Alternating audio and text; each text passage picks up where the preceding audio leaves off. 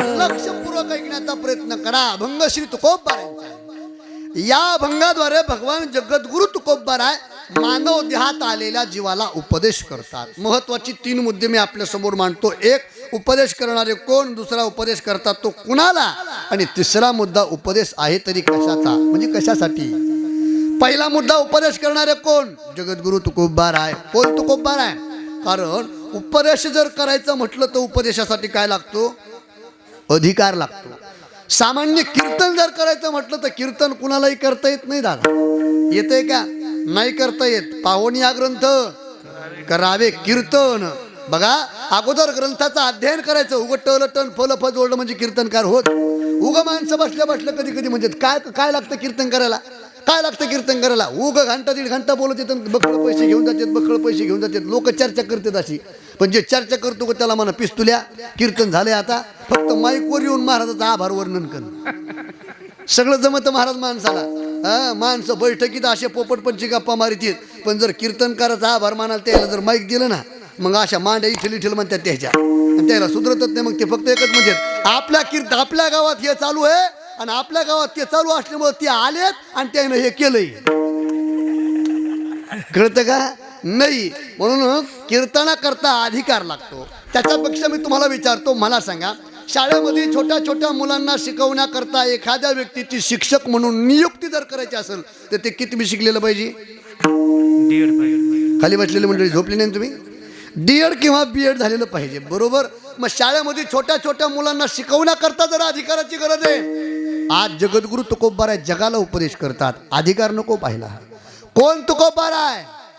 ऐका तुकोबाराय. अनुरेनुया तो कडा तुका कसा वडा. आकाशा एवढी माझ्या तुकोबारायांची उंची. बरं, हा अधिकार कळाला महाराज. उंची तुकोबारायांची, आकाशा एवढी आहे, पण विद्वत्तेचा अधिकार. किती ज्ञानी तुकोबाराय. तुकोबाराय स्वतःचा ज्ञानाचा अधिकार स्वतः सांगतात. वेदार्थाचा अर्थ आम्हाशी ठावा, इराणी व्हावा भार माथा. वेदाचा सखोल अर्थ जाणणारे तुकोबाराय. नाही पंचमवेद निर्माण करणारे तुकोबाराय. अजून तुम्हाला विचारू, मी बसलेल्या मंडळींना एक प्रश्न विचारतो. माझा प्रश्न सावधानतेनं ऐका. मला जर बोलणारी माणसं आवडतात म्हणून कीर्तनात बोललं पाहिजे. ऐका माझा प्रश्न. मला तुमच्या सगळ्यांकडून उत्तराची अपेक्षा आहे. बसलेली मंडळी, पुरुष मंडळी फक्त. मी तुम्हाला प्रश्न विचारतो. माझा प्रश्न असा आहे, मला सांगा, माणूस म्हणून जन्माला आल्याच्या नंतर माणूस म्हणून जीवन जगत असताना माणसं भेटतात कोणाला? मी परत एकदा रिपीट करतो. माणूस म्हणून जन्माला आल्याच्या नंतर माणूस म्हणून जगत असताना माणसं भेटतात कोणाला? बायकोला, मरणाला, काळाला. मरणाला भेटत, अर्थात काळाला भेटत. घडी घडी काळ वाटयाची पाहे. पण जगद्गुरु तुकोबाराय म्हणतात, ज्या काळाने या विश्वातील प्रत्येक जीवाला त्रस्त केलं का, तुकोबाराय म्हणतात, चबू महाराज पांडू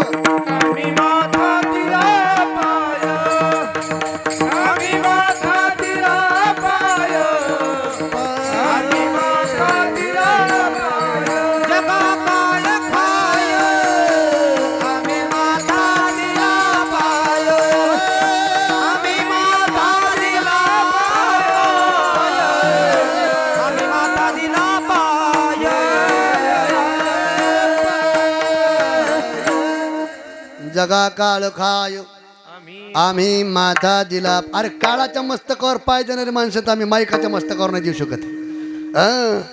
काळाच्या मस्तकावरती पाय तुकोबाराय म्हणतात. त्याच्या पुढे सांगू का? काळ गुलाम करी सलाम, तुकया घरी राब तुशी, तुकाराम तुकाराम नाम घेता कापी यम. या अधिकारातले तुकोबाराय. बरं, अधिकार कळाला महाराज. पण संप्रदायामध्ये अनुभवाला किंमत आहे. कशाला किंमत आहे? संप्रदायामध्ये कशाला किंमत आहे? मी तुम्हाला विचारतो, मला सांगा, खार खार लोणचं गोड कोणतं लागत? तुम्ही खाल्लं नाही का? लोणचं गोड कोणतं लागत? चविष्ट कोणतं लागत? जे लोणचं जास्त मुरलं का ते लोणचं गोड लागत. तसं परमार्थ हा मुरणाऱ्याचा आहे, अनुभवाचा आहे. महाराज मग तुम्हाला काय अनुभव? आणि जग सुद्धा जे आचरण करतो का तुम्ही आणि मी, कुणाचं करतो? ज्यानं काहीतरी करून दाखवलं त्याचं, का ज्यानं नुसत्या गप्पा मारल्या त्याचं? बोला ना, बोला ना. ज्यानं काहीतरी करून दाखवलं त्याचं आपण अनुकरण करतो, ज्यानं गप्पा मारल्या त्याचं काही ऐकत नाही महाराज. बरं जाऊ दे, आता बसल्या बसल्या आपल्यातले आपण चेक करा आपलं आपण काही करून दाखवतो का नुसत्या गप्पा मारितो? अहो नुसत्या गप्पा मारितो महाराज, आपण करून काही दाखवत नाही, नुसत्या गप्पा मारितो. बरं आपल्या गप्पा बी कशा आहे? ओग असा उन्हाळा दिवस असा आणि सगळे लोक रानावनात कामाला गेलेले असावं, 70-75 वर्षाचे म्हातारे असे एकत्रित आलेले असावं, लिंबात झाडाखाली, आंब्यात झाडाखाली, महादेवाच्या पारावर अशी एकत्र आले असं, मग त्याच्या गप्पा पाहावा. काय सांगा रामभाऊ, आपल्या काळात असं नव्हतं, हाय ते बरे राहू दे. गप्पा पहा. मी लोकांचं सांगत नाही महाराज, मी माझ्याहून दृष्टांत सांगतो.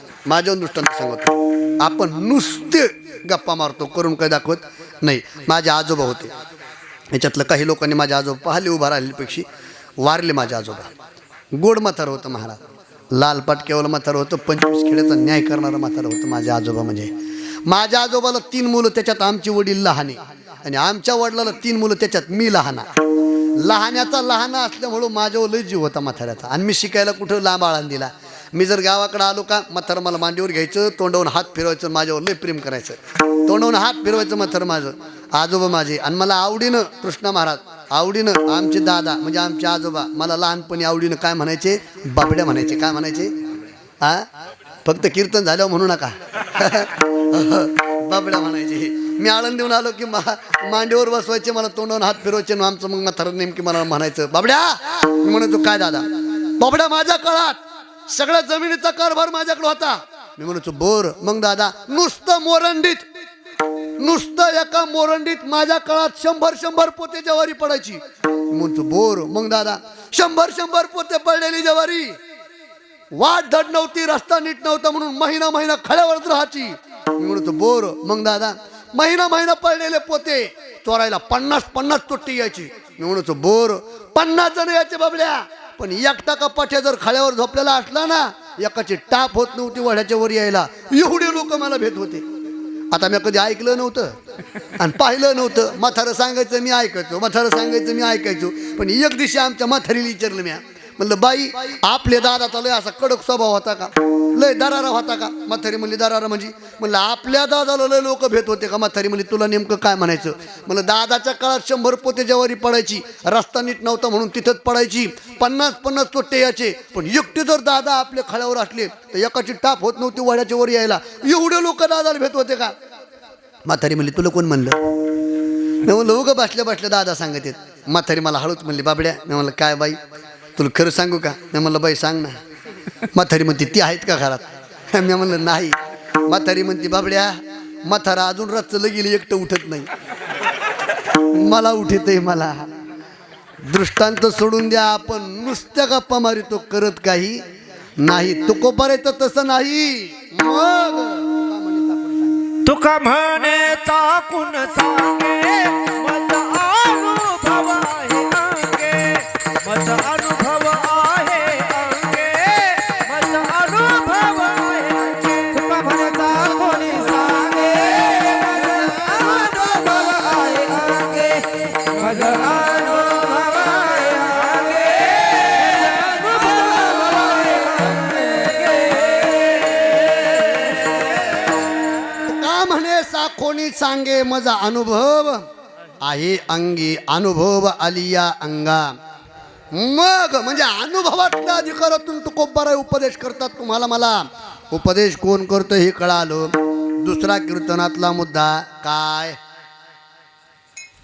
पहिला मुद्दा उपदेश कोण करतो हे कळालं. दुसरा मुद्दा काय सांग म्हणा, तूच लय जोर आला तुला. दुसरा मुद्दा काय? उपदेश कुणाला करतात? कुणाला उपदेश करतात? तर ऐका, केवळ आणि केवळ नररूपी शरीरात आलेल्या जीवाला उपदेश करतात. म्हणजे तुम्हाला मला. का हो? याच देही घडे देवाचे भजन आणि काही ज्ञान नाही कुठे. केवळ आणि केवळ तुम्हाला मला उपदेश करतात. कारण तुम्ही आणि मी आईच्या उदरामध्ये असताना, ते दुःख भोगत असताना देवाला विनंती केली, ना की तोंडी कुर्म किडे गर्भवासाची दुःख गाडी कोणा पुढे सांगावे देवा काय सांगू गर्भीची यातना माझ भोगिता नारायणा अरे एवढं दुःख आहे गर्भी असता दिला दंड वरती पाय खाली तोंड वरती पाय खाली तोंड वरती पाय खाली तोंड गर्भी असता दिला दंड वरती पाय खाली तोंड वरती पाय खाली तोंड गर्भी असता दिला दंड वरती पाय खाली तोंड गर्भी असता दिला दंड वरती पाय खाली तोंड वरती पाय खाली तोंड वरती पाय खाली तोंड गर्भी असता दिला दंड वरती पाय खाली तोंड दिला दंड वरती पाय खाली तोंड वरती पाय खाली तोंड वरती पाय खाली तोंड गर्भी असता दिला दंड काय दंड दिला वरती पाय खाली ए देवा एवढं दुःख आहे एवढं दुःख भोगलंय मग विनंती केली देवाला एक वेळ वेळ करी या दुखावे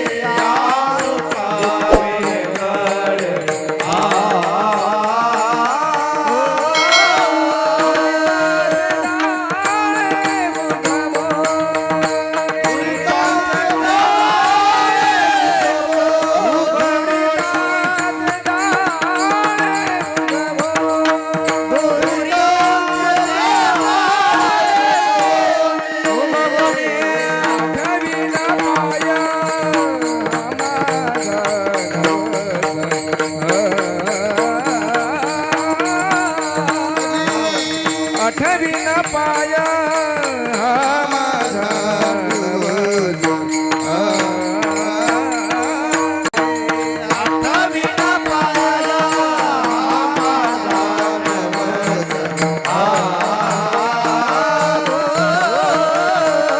आठवी न पाया हा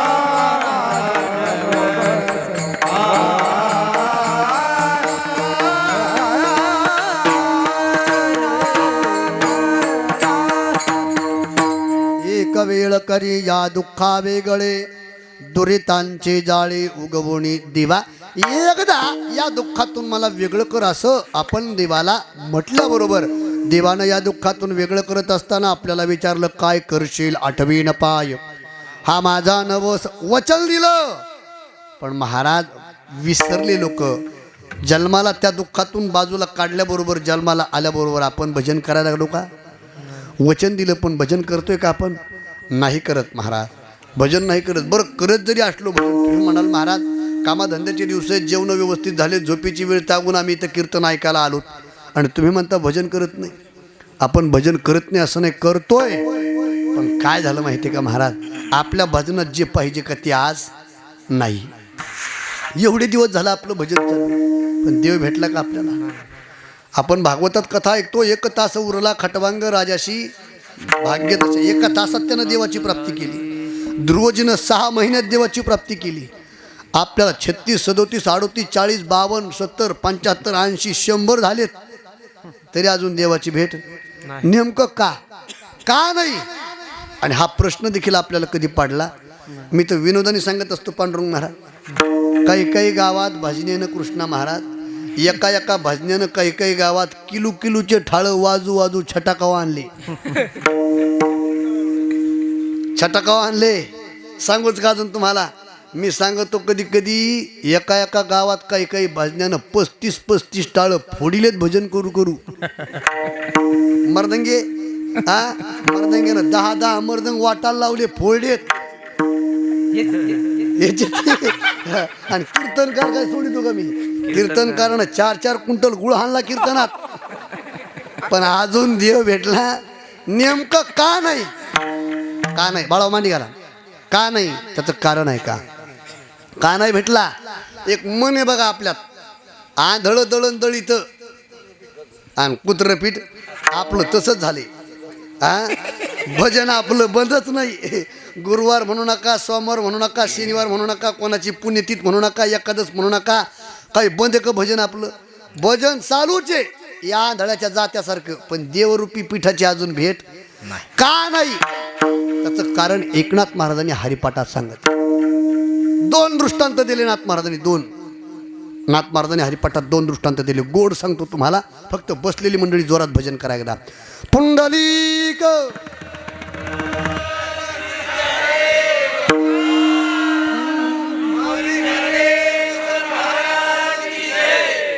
काही तर नुसते टकामका माझ्याकडे पाहा लागले दुष्काळ भाद्रपदातले गणपती बसले त्याला वाटलं अचानक काय झालं हे हा आमच्या दादाचा कीर्तनातला दुसरा नियम आहे महाराज दादा सांगायचे कीर्तनकाराकडे 4 कामं किती कामं 4 पहिलं काम कीर्तनकाराने अभंग सोडून बाजूला जायचं दुसरं काम बसलेल्या लोकांना गपची बसू द्यायचं मग तुम्हाला का भांडे खेळायला लावायचे का भजन करायला लावायचं आणि तिसरं काम उभा राहिलेला टाळ करायला अशी हाताची घडी दादा आबूक म्हणायची त्याला आबूक हाताची घडी घालू द्यायची नाही आणि तिसरं काम कीर्तनकारांनी सोर सोडायचा नाही ज्या कीर्तनकारांनी सोर सोडला ते दादा म्हणा ते आपला अधिकार तसं 4 कामापैकी एक काम तुमच्याकडे म्हणून इथून पुढे लक्षात ठेवा आता चला इथून पुढे लक्षात ठेवा 2 उदाहरणं दिले नाथ महाराजांनी गोड सांगितले नाथ महाराजांनी काय उदाहरणं सांगितले नाथ महाराज म्हणले इंग्रजी महिना सुरू झाला आणि पहिला महिना आला जानेवारी तर जानेवारी महिन्यात हिंदू धर्माचा एक पहिला सण येतो कोणता संक्रांती मकर संक्रांत आली आणि या वर्षी मकर संक्रांतीला मालकीनं मालकाला आग्रह केला मालक पीक पाणी जरा बरं झाले भाव कमी जास्त असा नका पण देणं घेणं मिटलंय बखळ पैसा घरात साचलाय उगं चोराच्या भरती घालण्यापेक्षा मला संक्रांतीला एखादा काय करा डाग करा मालक बी हौशीबाज होत मालकाने फटपटी काढीन गेलं मंठ्याला आता मंठ्याजवळ आहे ना फटपटी काढीन मालक गेलं मंठ्याला मालकानं सोना राखून 1 तोळा सोनं घेतलं पारखून त्याच्यात मोत्याचा मणी घातला आणि मालकिनीला त्यानं नतनी केली किती तोळ्याची 1 तोळ्याची काय केली बोला तुमचं काही दुखत का पण जर बोलन महासंघ 1 तोळ्याची काय केली नतनी केली कोणाला केली कोणाच्या त्याच्याच केली आणि ते नतनी घेऊन मन ठेवून ते निघालं नेमकं गावात काय झालं गरम पंचायतचं पाणी नळाला सुटलं पाण्याचा लय दुष्काळ होता म्हणून पाणी 2 दिवसाला येत होतं म्हणून बायानं नंबराला भांडी लावली होती आणि पाणी आल्यामुळं त्या नंबराहून बायाची भांडणं लागली एवढे भांडणं एकोपाला गेले तर बायाचे भांडणं कसे लागत ते काय कीर्तना सांगायचा विषय एवढे भांडणं एकोपाला गेले एका बाईकड बिगर काठाचा स्टीलचा हांडा होता त्याला कोयत्यासारखी धार असते महाराज त्या बाईनं तो हांडा घेतला आणि बायाच्या घोळक्यात असा दिशी फेकून मारला जसा बायाच्या घोळक्यात मारला का तसा एका बाईच्या थोबाडाला तो लागला आणि जिच्या थोबाडाला लागला का तिचं नाक गेलं आणि तिच्याच मालकानं नतनी आणली लावायची कुठं ह्यो दृष्टांत कमी पडला नाथ महाराजांनी आणखी एक दृष्टांत दिला नाथ महाराज म्हणले जुने काळात जरा पद्धत सप्त्यानं बरी होती लोक जुन्या काळात श्रावण महिना सुरू झाला का पोथ्या लावायचे पोथ्या आता जरा ते कमी झालं आणि जुनं लय भारी होतं महाराज एक सूचक आणि एक वाचक आता काय झालं माहितीये का ते सूचक वाचक लय गोड होतो महाराज पण ते गेलं आता डिजिटल आलो मी राधे राधे राधे राधे या बुटाडून हाणायला पाहिजे का नाही राहू दे म्हणा भाऊ तो हे बघा सुखदेवजी महाराजांनी भागवतामध्ये राधा हा शब्द एकदाही उच्चारला नाही एकदाही आमच्यावर विश्वास ठेवू जाऊ नका पहावे पुराणी जर उचकटून पहा जा जरा पुराणाला विचारून पहा जा आणि आता काय झालं माहिती आहे महाराज आता ते वार बी तसं आलं महाराज काय झालं बघा ज्याला त्याला आपली आई गोड वाटत नाही दुसरीची आई पाहिली की जरा बरं वाटतंय तसंच झाले. महाराष्ट्रातले महाराज लोकांनी सगळं महाराष्ट्रातले संतांचे ग्रंथ सोडलेत आणि बाहेरची गाणी धरलीत. बघा तुम्ही, आणि महाराष्ट्रातल्या लोकांना सुद्धा ते गोड वाटायलेत. हा भंग जर कथित म्हणले की नाही नाही कथा बोर झाली म्हणतात, बोर झाली, भागवतच करता नाही आलं म्हणे त्याला. मी निंदा करत नाही बरं का कोणाची, पण हे जनरल सांगतोय. पण जुन्या काळात जरा बरं होतं, एक सूचक आणि एक वाचक, लय गोड होतं महाराज. बघा दुपारच्या टायमाला ते रामायण जर सुरू झालं तर किती गोड वाटायचं. तसं लॉकडाऊन पडलं मागच्या 1.5-2 वर्षापूर्वी आमच्या गावात श्रावण महिन्यात पोरं माझ्याकडे आले, माणसं माझ्याकडे आले. म्हणलं महाराज आपल्याला पोथी लावायची. म्हणलं कोणती? ते म्हणलं तुम्ही सांगा नवीन एखादी. म्हणलं मी काय लिहिली नाही नवीन. ते म्हणलं पण जरा नवीन लावायची. म्हणलं तुम्हाला जी वाचायची ती लावा, मला काही घेणं नाही बा, मी थांबणार बी नाही. नाही म्हणलं पण तुम्ही सांगा. म्हणलं तुम्हीच लावा. तर लावली ज्ञानेश्वरी. पहिला दिवस होता, मी आपला गेलो, पूजा केली आणि बसलो पुढं. वाचणारं बेट स्वरा तालातलं होतं महाराज. ते वाचणाऱ्यानं सुरुवात केली. श्री गणेशाय नमः, ओम नमो ज्ञात्याय वेद प्रतिपादाय, जय जय स्वसंवेदाय आत्मरूपा. आता मी तुम्हाला विचारतो, वाचकाचं काम झालं, आता काम कोणाचं? सूचकाचं. बरं, सूचकाचं काम काय आहे? या उभीचा अर्थ सांगायचा. अहो चांगला चांगला पटका बांधण्याला या उभीचा अर्थ कळत नाही. नेमकं आमच्या गावातल्या सूचकालाही त्याचा अर्थ कळतच नव्हता, पण ते सूचकाला सूचक असतील. त्या सूचकानं लगेच सुरुवात केली. वा वा वा वा वा वा वा, काय आमचा ज्ञानबा, आमच्या ज्ञानबाला लहानपणी ज्ञानेश्वरी लिहिली. चला पुढं. मी म्हणलं जाशील न वाड्याला, मी माझ्या पदरचं बोलत अर्थवीन